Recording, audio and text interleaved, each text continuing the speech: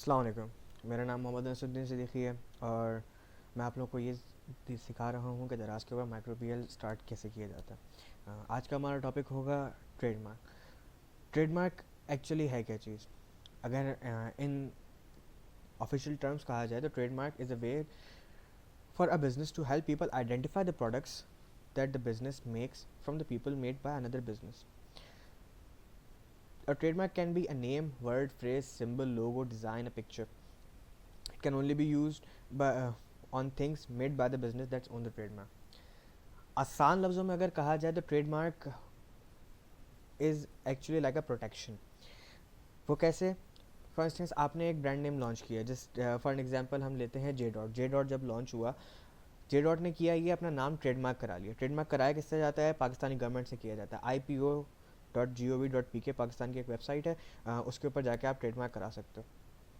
उससे होगा क्या कि जब आप ट्रेडमार्क करा लोगे ना, आपका नेम कोई कॉपी नहीं कर सकता. आपका नेम जब कॉपी नहीं होगा तो obviously it's now a private label business. आपके अलावा कोई उस बिजनेस के ऊपर हाथ नहीं डाल सकता. ये हम क्यों कराते हैं? होता ही है कि जब आप ट्रेडमार्क नहीं कराते हो तो और दराज के ऊपर आप प्रोडक्ट लिस्ट कर लेते हो तो आपकी लिस्टिंग कॉपी हो सकती है, आपकी ब्रांड नेम कॉपी हो सकता है, आपकी इमेजेस कॉपी हो सकती हैं और कंटेंट कॉपी हो सकता है. इस चीज़ से बचने के लिए हम ट्रेडमार्क कराते हैं. It actually protects your listing from being copied, it protects your brand name from being copied, your images, your content. And उसके अलावा इसका प्लस पॉइंट ये है कि आप दराज मॉल के ऊपर जा सकते हो. दराज मॉल के कुछ इंपॉर्टेंट रूल्स हैं फॉर ये कि आपके पास ट्रेडमार्क होना चाहिए. एनटीएन होना ज़रूरी नहीं है. आपके पास ट्रेडमार्क होना चाहिए, आपका सेलर रिस्पॉन्स रेट अच्छा होना चाहिए, बिलो दिन 30 मिनट्स होना चाहिए, और आपका सेलर रेटिंग अच्छी होनी चाहिए, प्रोडक्ट रेटिंग अच्छी होनी चाहिए, और आप 14 डेज़ की रिटर्न पॉलिसी से कंप्लाई कर रहे हो. इस लिहाज से आप इसलिए ट्रेडमार्क ज़रूरी है. ट्रेडमार्क के चंद प्रोसेस और स्टेजेस हैं. आप सबसे पहले विजिट कर लीजिए ये चीज़ देखने के लिए क्या क्या रिक्वायरमेंट्स होती हैं, क्या क्या चीज़ें चाहिए होती हैं. www.ipo.gov.pk आप लोग के लिए मैंने ये वेबसाइट खोल के रखी हुई है जस्ट फॉर द फैक्ट कि आप लोगों को इस बात का अंदाज़ा हो जाए. ये वो वेबसाइट है जिसके ऊपर आप जाके खुद भी ट्रेडमार्क फाइल कर सकते हो. आप जाइए यहाँ पे ट्रेडमार्क्स के ऊपर, यहाँ क्लासिफिकेशंस के ऊपर जाइए एंड यहाँ क्लासिफिकेशन डिटेल्स के ऊपर जाइए. यहाँ पे आपको ये पूरा आर्टिकल खुल जाएगा. Once you go into that आपको यहाँ पे ये नज़र आ जाएगा कि ट्रेडमार्क 45 डिफरेंट केसेस के अंदर क्लासिफाइड है. ठीक है, also known as classes.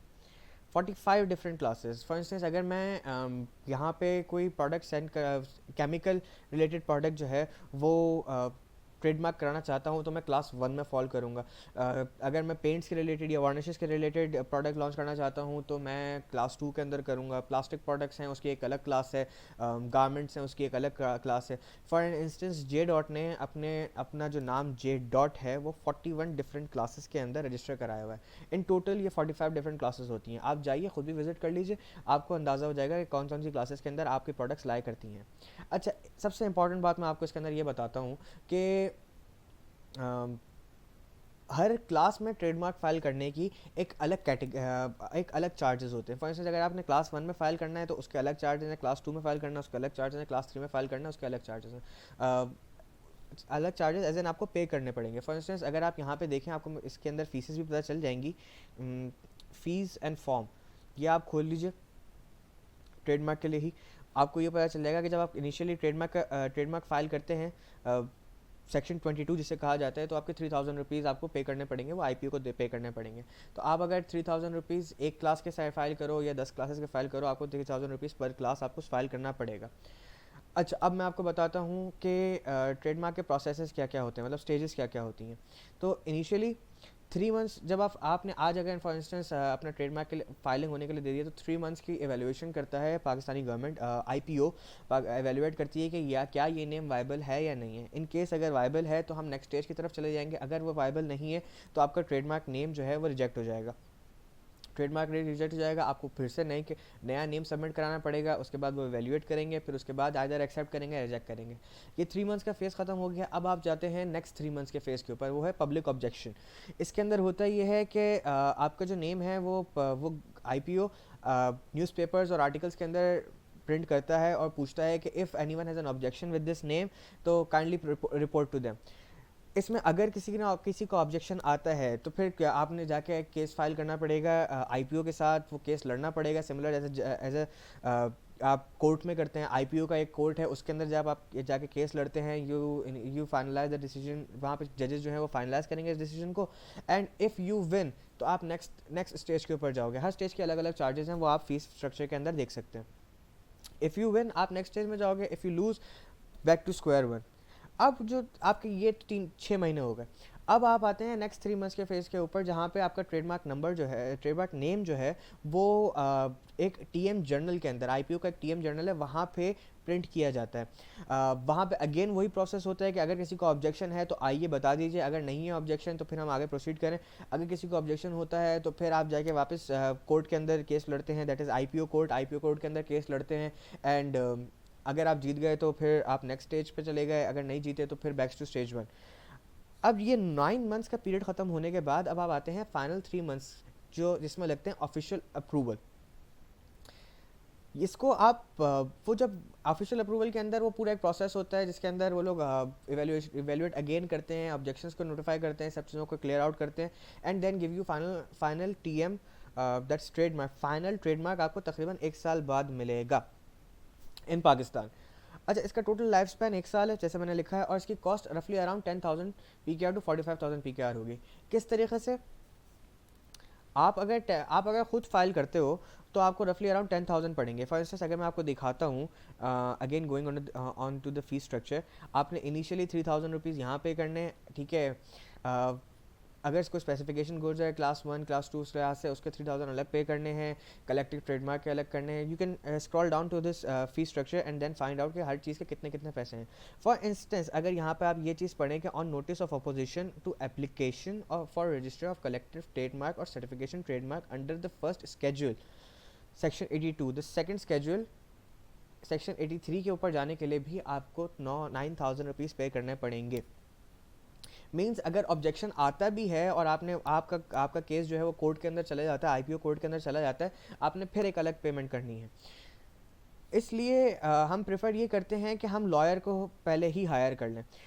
IPO lawyers होते हैं जो आपको ट्रेडमार्क फाइल करके देंगे। आईपीओ लॉयर्स के ऊपर आईपीओ लॉयर्स आप ढूंढते हो, आप उनको बोलते हो कि अच्छा ये मेरा ब्रांड नेम है, आप ना आप इसके ऊपर ट्रेडमार्क फाइल कीजिए। उनके पास एक स्पेशल सिस्टम होता है कि वो लोग जा सकते हैं और वहाँ पे आईपीओ का एक सर्वर बना हुआ है जहाँ पे वो लोग जाके आपका नेम चेक कर सकते हैं कि क्या वो आपके लिए अवेलेबल है या नहीं है। यहाँ पे जब अगर वो अवेलेबल है तो वो लोग कहेंगे ठीक है हम फाइल करते हैं इस केस के अंदर। अगर वो अवेलेबल नहीं है वो आपको पहले ही बता देंगे कि ये नेम अवेलेबल नहीं है, आपको दूसरा नाम सोच का है। रफली अराउंड 30,000 to 35,000 रुपीज़ खाली वो लॉयर चार्ज करता है। लेकिन ये जो अब बात सारी हो रही है ना कि ऑब्जेक्शन हो गया तो केस जाकर लड़ना है, वो भी काम उस लॉयर का है। अगर बाद में टीएम जनरल के बाद भी ऑब्जेक्शन हो गया तो फिर ये काम भी लॉयर का है। अगर आप खुद फाइल करते हैं और इन केस ऑब्जेक्शन हो जाता है तब भी आपने लॉयर हायर करना है, उस वक्त आपने लॉयर के चार्जेस एक्स्ट्रा पे करने पड़ेंगे। उससे बेहतर ये है to ease out your operation, सारी हेडेक जो है वो लॉयर के सर पे हो, आप इनिशियली ही लॉयर से बोलेंगे भाई आप जो है वो मेरा नाम ट्रेडमार्क करा के दे दो। अच्छा, अब बात आती है कि लॉयर के साथ कितने चार्जेस होंगे। तो जैसे मैंने मेंशन किया, लॉयर के साथ अराउंड 35,000 से 55,000 के दरमियान, ऑन एन एवरेज 45,000 के अंदर आपका पूरा टीएम फाइल हो सकता है बस 1 ईयर प्रोसेस के अंदर। एक्स्ट्रा कोई चार्जेस आपको बेयर करने नहीं पड़ेंगे।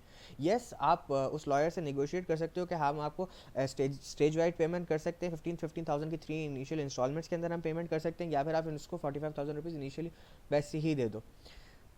ये कुछ तरीके हैं। अच्छा, अब बात करते हैं कि ट्रेडमार्क से आप दराज मॉल पे कैसे जा सकते हो।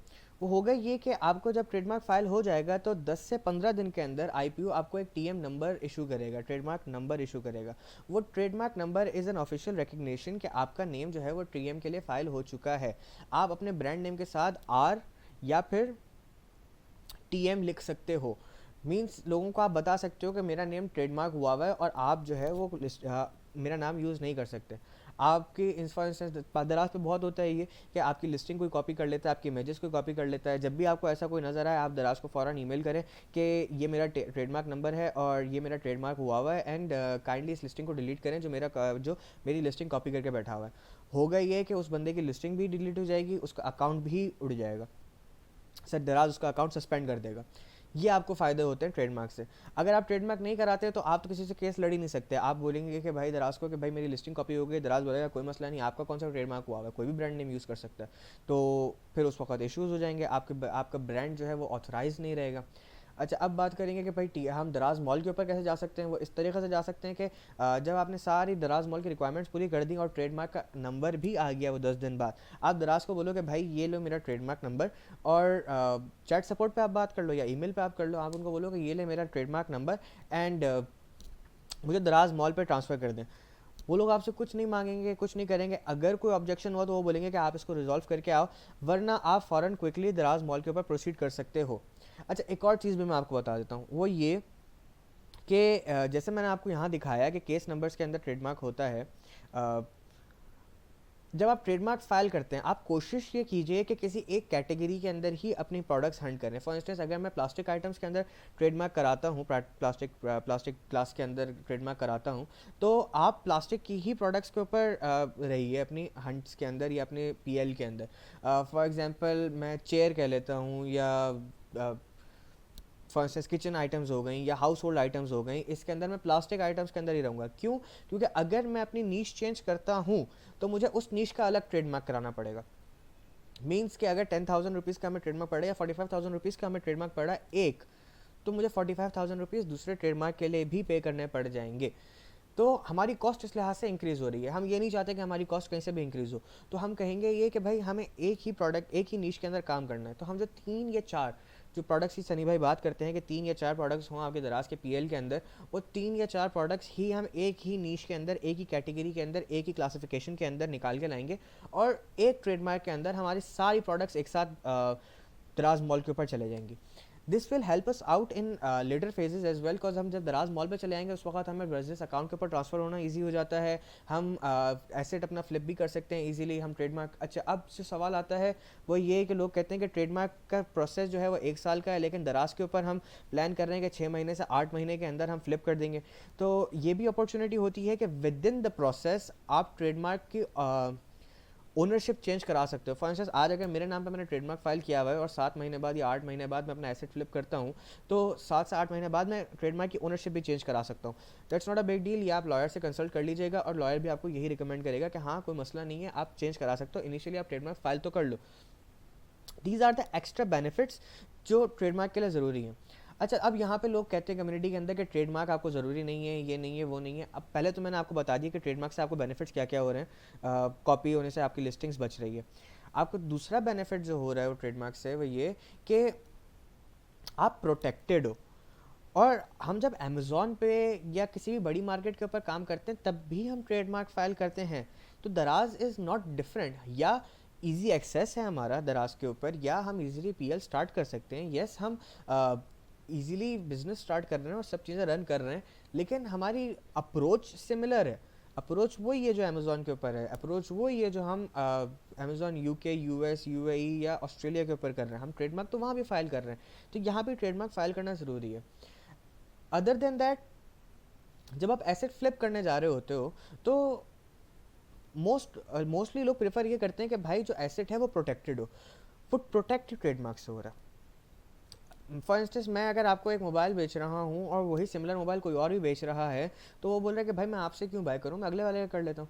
लेकिन अगर मैं आपको एक ब्रांड बेच रहा हूँ जो कोई और बेच सकता ही नहीं है आपके अलावा, तो लोग ज़्यादा प्रेफर करेंगे क्योंकि आप प्रीमियम हो जाते हो, और प्रीमियमनेस के एक्स्ट्रा चार्जेस ऑलवेज प्रेफर्ड होते हैं। लोग यकीनन बाय करेंगे उसे। एक पोस्ट के अंदर सनी भाई ने इसको एक कमेंट के अंदर लिखा था कि with trademark 80% people will buy, but without trademark only 20% people will buy. आप इस चीज़ से ही नोटिस कर लो कि भाई ट्रेडमार्क कितना इंपॉर्टेंट है। हम ज़्यादा लोगों को टारगेट करें ना, फिर अगर 10 में से 8 लोग ट्रेडमार्क प्रेफर कर रहे हैं तो हम ट्रेडमार्क करा लेते हैं। एक छोटा सा एक्स्ट्रा बिजनेस कॉस्ट काउंट हो रही है, वो भी 45,000 रुपीज़ की हो रही है, गुड है। हमारी इनिशियल प्लानिंग किस तरीके से होती है, हम 40,000 की 3 इन्वेंट्रीज बाय करते हैं 3 प्रोडक्ट्स की, दैट्स 120,000। 45,000 का ट्रेडमार्क हम ले लेंगे, दैट्स 165,000, और बाकी हमारे miscellaneous charges, product photography, delivery and XYZ इन सब चीज़ों के अंदर चले जाते हैं। अच्छा, अब बात करते हैं कि प्रोडक्ट ट्रेडमार्क कराने के बाद जो आपका ब्रांड नेम और लोगो है वो आप पैकेजिंग पे भी यूज़ कर सकते हो। जब आपने पैकेजिंग चेंज करानी है, आपने अपना ब्रांड नेम और लोगो सबमिट करा दिया, पैकेजिंग के लिए डिज़ाइन करा लिया, सब कुछ करा लिया, आपकी पैकेजिंग तक कोई भी वो नहीं कर सकता, कॉपी नहीं कर सकता। पैकेजिंग भी कॉपी नहीं हो रही, कुछ भी कॉपी नहीं हो रहा, you are amazingly protected. This is all for today for this course. मिलते हैं एक अगली वीडियो के अंदर। टिल देन टेक केयर, अल्लाह हाफिज़।